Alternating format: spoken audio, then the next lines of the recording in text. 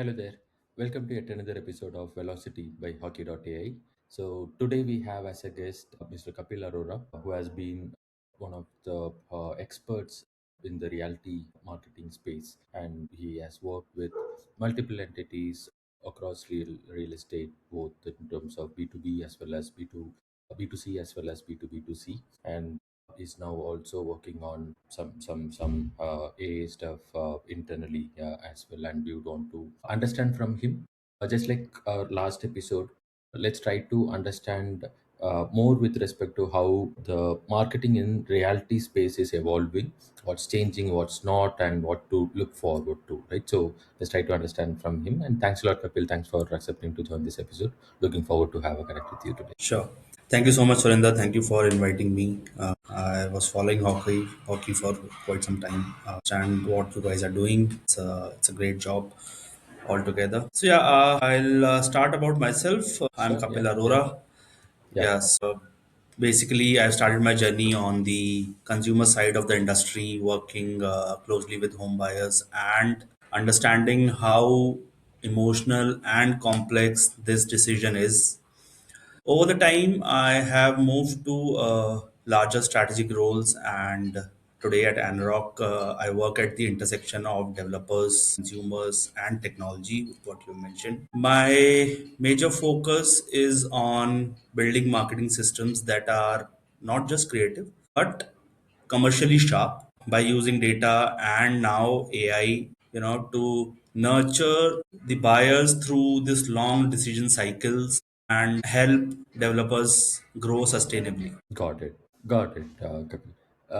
What did you probably, let's say, dive a little bit deeper in letting us know when did you start with marketing? I think from initial I think from the first job you have been doing that, but like, how did you choose marketing? Did it sort of happen like a spark, or it's more like a constructed thought process and so on and so forth, Kapil?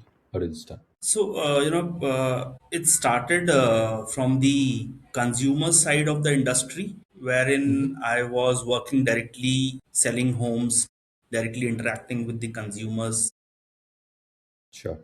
especially in the B2C space. But in B2B2C, I feel that you are influencing developers' decision and still protecting your buyer's trust. Sure. So what for me, what stayed constant surprisingly is trust. Okay. Okay, so real estate marketing, I think, always rewards whoever builds credibility fast. Hmm. The moment I understood this, the moment I knew this is where I wanted to build my career when I saw that marketing is directly impacting the business outcome. Sure. Not in terms of only the leads, but site visits, bookings, and real revenue. You see, very few industries gives marketing that level of accountability. So that's where I think that I wanted to build my career into real estate marketing. Got it. And maybe now, if you want to understand a little bit about ANAROCK as a company, right? Can you explain a little bit in detail what ANAROCK does, and how is it different from, let's say, direct real estates and so on? And also, can you explain what you take care at ANAROCK in detail? Yeah. So basically, ANROC is a mandate firm. Okay. Mm-hmm. We take mandate from the developers. So if I Sure. talk in layman's language, Yeah. if you are a developer, you just need to do your construction. That's it. Rest all ANROC will take care. Okay. Your architect, starting from the architect planning, your landscape architect, then your entire sales and marketing funnel, Sure. your designs, then after sales services, your CRM part, your banking, home loans. So it's an end-to-end service provider to any real estate developer. My role Okay. here is basically I'm the strategy and marketing leader over here. My role is to, give the developers that comfort that we are there for you at every step, be Okay. it finalizing your architects, be it finalizing the specifications of the product, be it designing of your product, to sales of your product, marketing of your product, post sale services, each and everything we are involved with Okay. with the developers, and we ensure that whatever the developer desires in terms of revenue, we ensure that will give him at the closest what he or she wants. So that's Okay. my main role. Got it, Kapil. Now, how does marketing, let's say, different run? I mean, I'm just trying to put things in my mind together. Like now, you'll be working with other constructors or let's say real estate providers, and you'll sort of, when it comes to your role, you'll try to market and sell their properties on their behalf, right? So that's on a really high level. Now, how does that differ with respect to your marketing efforts compared to directly marketing their own products? Let's say, I'm sure, I think these developers or real estates will also have their own marketing efforts as well in addition to yours, or is it like you take care of it completely and they don't do it?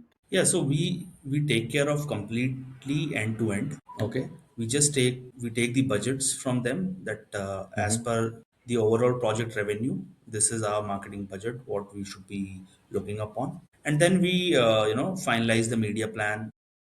Sure. Will take approvals from the developer as well, and then we take it on from there. We just Sure. start collecting the EOI. Then so it's phase wise marketing we do. When Okay. the pre-launch happens, we'll do so and so activities. When the launch happens, that we'll do so and so activities. Then, when the launch has happened, the project comes into the sustenance stage. Then, what sort of activities we'll do to keep the market engaged about the product? Sure. Yeah. So basically, Got it. here in this, content plays a very important role. You Okay. know, Sure. so I'll tell you, in real estate, content doesn't meant to convert immediately. I think it meant to keep the buyer warm over the months. So it's like a journey in real estate, wherein at the early stage it's about educating your customer about the location, the budget, and you'll have to time the market. Then comes the evaluation part, where Okay. you'll talk about your product, you'll talk about your floor plans, you'll talk about your construction updates, and finally comes the validation stage, wherein you'll talk about the legal and financial clarity, you'll talk about their previous work, what they have done, the testimonials. So, at every stage, our goal is not to push the sale, but Hmm.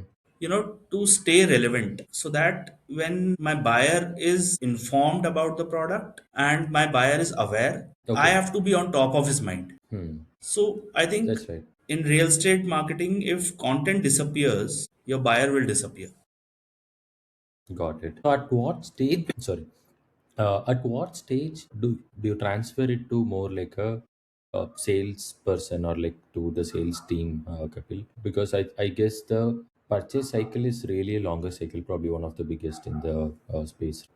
As you rightly said, like you'll have to be in front of the customer, like you have to be appearing in front as much as possible. There has to be great recall, there has to be great let's say bottom funnel as well going on, retargeting, remarketing going on as well.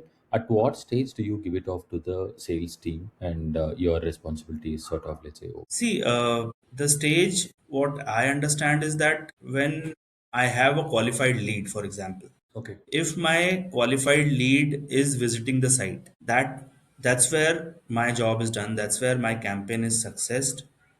okay, Okay, that my because of my campaign, my buyer has reached the site. Now it okay, is over to the sales team to take care of the buyer, explain them about the product, and okay, convert it to a booking. got it. So here, And in this entire part, content plays a very important role. right, got it. And can you like what are the qualification mechanisms that you have for lead today most of the times? So see, for qualifications, first we understand that if the buyer is interested in this location, Okay. okay, and if they have the budget Okay. on what we are selling currently, Sure. and somewhat in terms of the specifications, because nowadays every developers have multiple specifications, whether it is a 1 bhk, 2 bhk, 2.5, 3, 4 bhk with a maid's room. So every developer is into that segment Sure. nowadays. Sure. Everyone is giving multiple specifications to the Yeah. customers. So that's the main three criteria what we follow over here,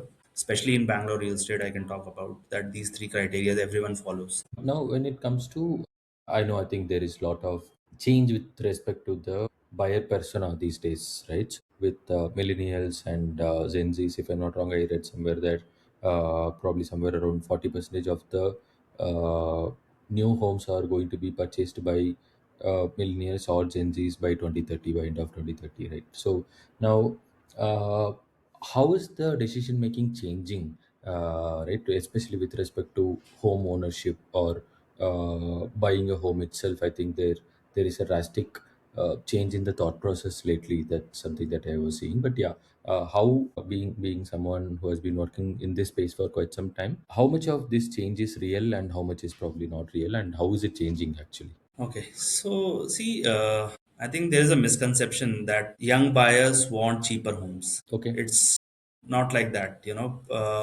Millennials and Gen Zs both are Hmm. aspirational, but Hmm. at the same time, they wanted to understand why something is worth paying for.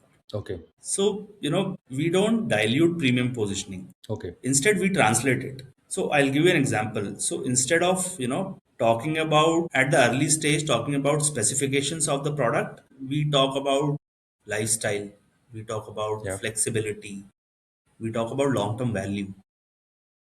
See, premium still works. You just need to explain it in a language which feels relatable to them and not intimidating, is what I Got think. it. Got it. But are there? I mean, of course, they are more aspirational than the previous generations. But then Yes. there isn't their thought process towards owning a home has changed, because let's say at least from my in my friend circle and my junior circle, from what I see, first of all, like people are really afraid to take a long term commitment, especially a financial commitment, right? So that's something that I see. Maybe that's one track of it, right? The second track is buying versus renting has become a very common debate. At least my father's or uncle's generation, that was never a debate. Of course, whenever you get to a stage where you can buy a home, you go ahead and buy a home. Like you take whatever loan possible and then you buy a home. It was never a debate, at least, right? I think now it has become a debate most of the time, and people are comparing the long term results of buying versus renting, and also the opportunity cost of money, especially from an aspiration segment. Like that's why we see people having more premium cars and premium apparels, premium accessories, and so on and so forth much earlier, before even or rather before affording a home, right? So I mean that's more like a generational shift that's going on. How is that impacting the purchase cycle as well as your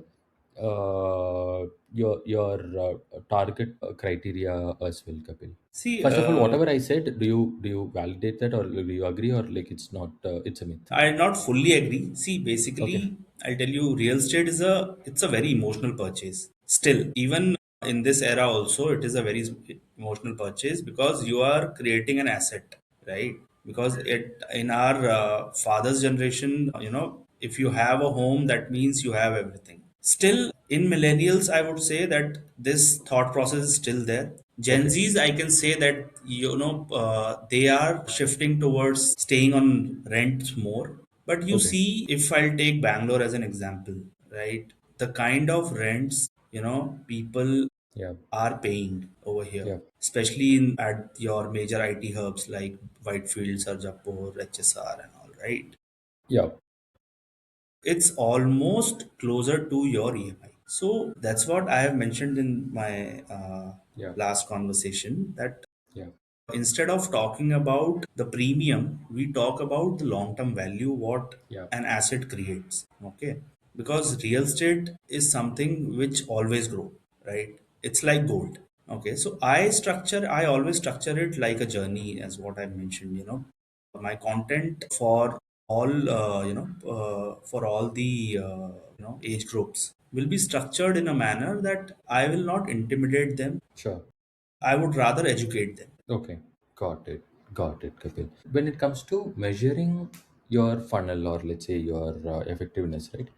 Today, if I have to ask you, what is the number one metric that you almost look at on a daily basis? right? So can you explain that? See, the number one metric, what I would look every day is my qualified lead to site visit ratio. I'll explain why I look this ratio, because your cost per lead, it can be misleading, because if you have a cheap lead, it can create an expensive problems in future. But for me, if my qualified lead is not visiting the site, that means my marketing Mm. has failed, no matter Mm. how good my campaign is. Okay. So this metrics, it always tells me whether we are attracting the right audience and setting the right expectations before a sales conversation starts. Understood. Got it. And like, does it vary at different stages? For example, usually in real estate, you will have, let's say, during launch, you will have certain type of marketing activities going on, and during the stage of the project, I think the activities keep changing as well, right? So, how does that impact? So basically, whenever a project is at the launch stage, we always go aggressive in the market in Sure. terms of in terms of the activities, be it online or offline. Hmm. And the moment your launch is successful, you have sold some 20, 20, 30% of the inventory, Yeah. then we take a halt, and then we go slowly, because Okay.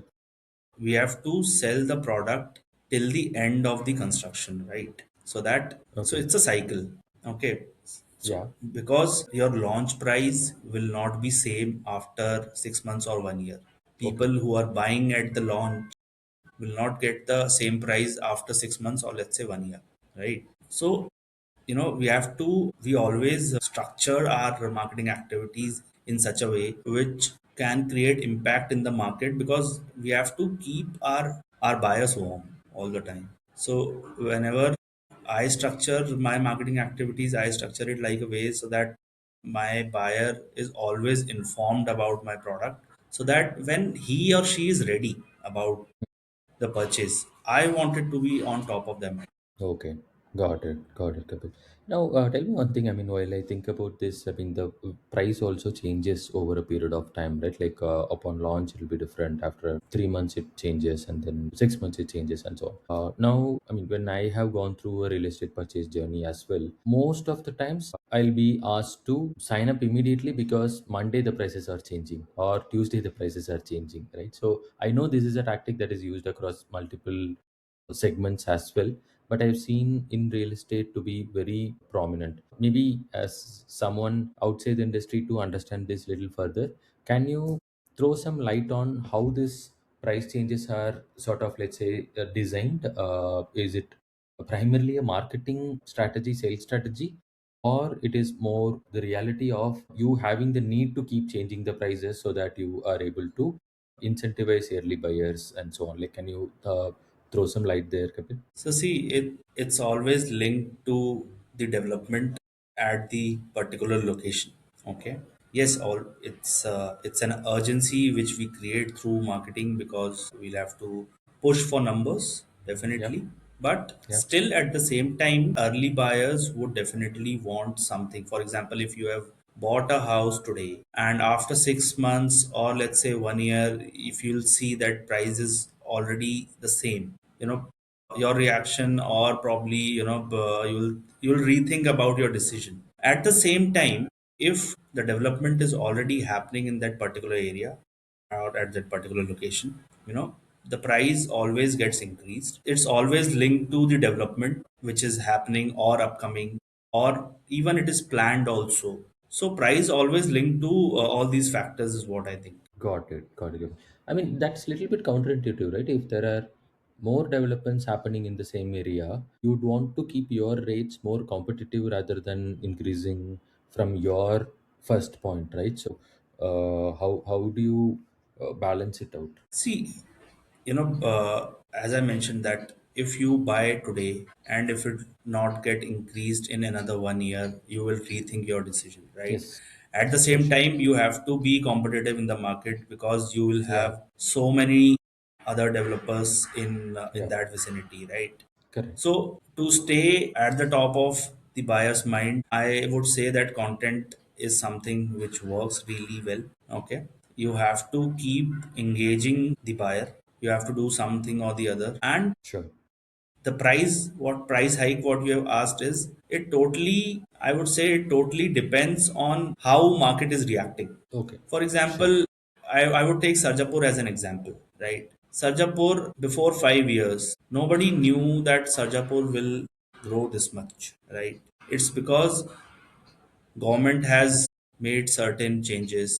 They have Yeah. sanctioned certain plans.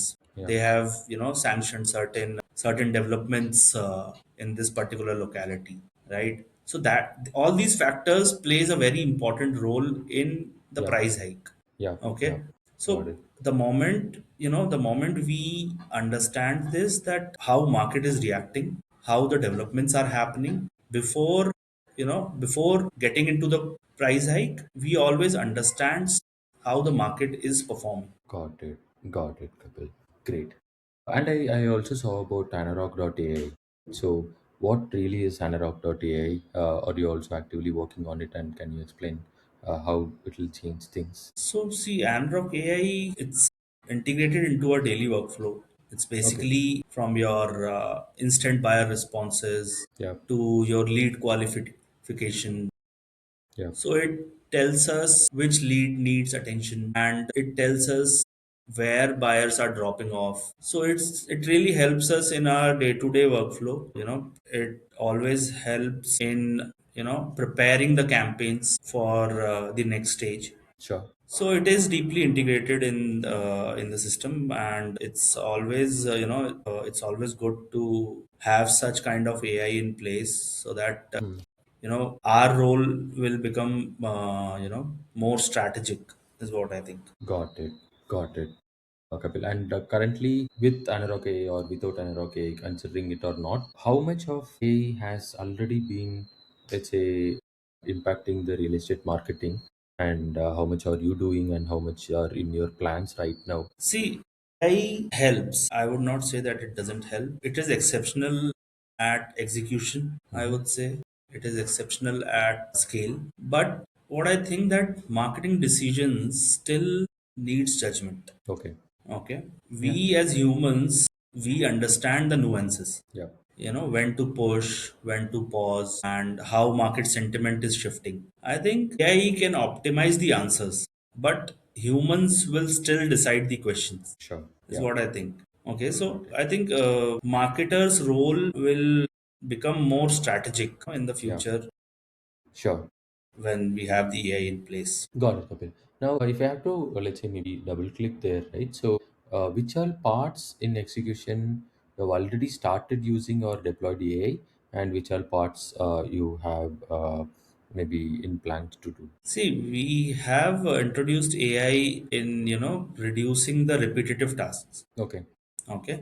So AI helps us in, I'll tell you, AI helps us in, media optimization. It Okay. helps us in A/B testing, lead scoring. Okay. So it really helps us. But I would still think that, it cannot replace Yeah, it can't the in trust. some ways. Yeah, it cannot Okay. replace the Okay. trust building. Sure. Sure. Trust building and the Okay. relationship capital, what is there in place. Mm. Humans still requires in real estate marketing, is what I think. Yeah, understood. Got it. Got it. Now, when it comes to channels, right? What are your major channels usually? Especially, let's say you can tell it from multiple categories. Maybe during launch, what's the most important channel, and during maybe your peak sale season, what is important, and maybe for all time on, always on, right? So, what is important? Can you explain there? See, all channels are important in real estate marketing. Okay, it's you just have to, your content has to be relevant across all channels, is what I think. Okay, so in at the launch stage, your all channels, be it online, be it offline, or be it the broking community, you have to be on top of their mind always, because launch is your primary focused stage. Okay. Okay, that's where you will get major traction, because prices are competitive. Sometimes prices are really really low, and you will definitely be able to push the sale in this launch period. Okay, so I think you have to be consistent across all the channels, Sure. and any if any channel dips, it will definitely create a revenue impact. Got it. But if you have to maybe stack rank it, right, from the top, let's say, even including online, offline channels, everything together, what would be your list of priority or go-to channels? See, online contributes about 20 to 25% of the real estate sales. It is across India. 30% max if your campaign is superb. Mm, At the same time, offline also contributes because it creates a brand recall. Offline also contributes again 15% of the overall real estate sales. sure. So apart from online and offline, there is a broking community, which Mm, in real estate language we'll say channel partner community. They contribute 50% of the real estate sales across India wow. Okay. because Got it. they are in touch with the buyers day Yeah. in, day out, Yeah. right? Yeah. Wherein developers can reach the buyer through online and offline channels. A channel partner can reach the buyer day in, day out because a Correct. channel partner is present in that vicinity where my buyer Mm, is, mm, right? mm. So these are the three major channels. Yeah, apart Sure. from that, referral also plays a very important role. If you are a very, credible developer with so that your existing customers can give referrals. More than 20 to 25% sale in real estate happens through referrals as well. Wow. Okay. Got it. Got it. Got it. And these are referrals from your past buyers of your previous project Yes, or okay. Got yes. it. Got it. Got it. No, that's interesting. And would you, let's say, would someone like a no broker housing.com will also be part of this channel partner thing, or is it like real, let's say, on ground brokers? Yeah, so these are generic lead portals. Okay. Okay. So Okay. we consider them as channel partners also, but we cannot be dependent on them. Okay. Okay, because if a developer is dependent only on these generic lead portals, they might struggle as well if we are focusing only on these portals and not to the other channels. So Got it. all these generic lead portals, I don't think that they will disappear. But if you are dependent only on them, then you might struggle because I think in Got it. future your you will be having your content led communities, your Yeah. WhatsApp journeys. Okay, because see, as a developer, you should have control over your audience rather than access to the traffic. Got it.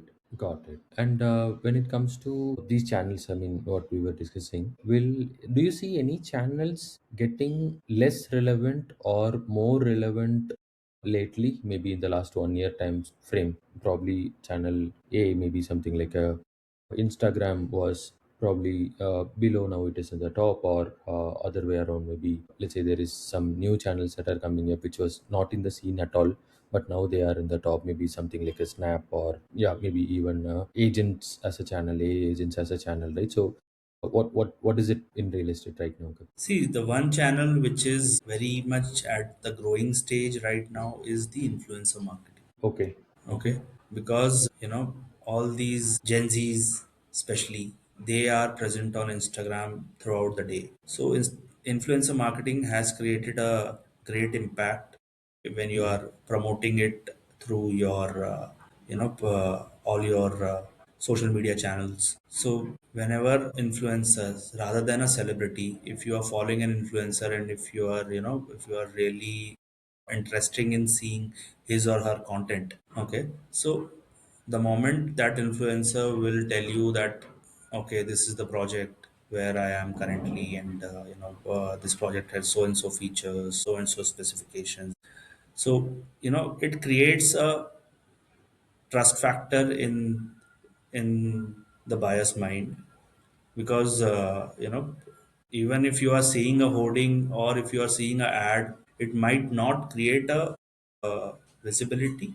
But yeah, when somebody is talking particularly about the project where which you are already following, so it creates a great impact. So I think influencer marketing is something that which will it's already growing, and it will definitely grow in the coming days as well. Got it, Kapil. And what about channels like agents like ChatGPT or Gemini or Perplexity and so on? How, have you started seeing good number of inflow from there? See, all these channels, ChatGPT and all the other Gemini channels, so it helps us as marketers. It helps Hmm. us in understanding the buyer's persona. It helps us, do the campaign designing, Sure. performance analysis.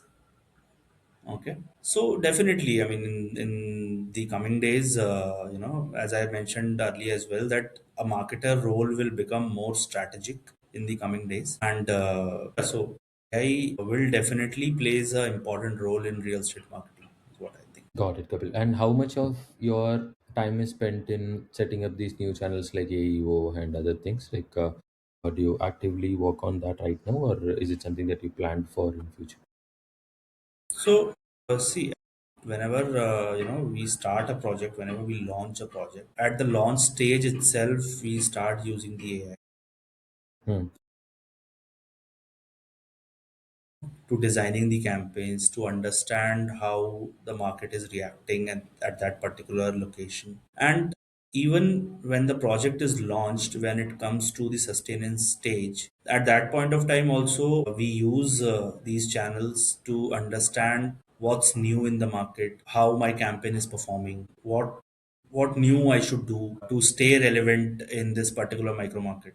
So yeah, it helps. It definitely helps. Got it. Got it, Kapil. Great. Yeah, I think this has been so great so far, Kapil. Before I sort of let you go, I wanted to know one thing from you. Whom would you recommend for the podcast episode, maybe from your circle?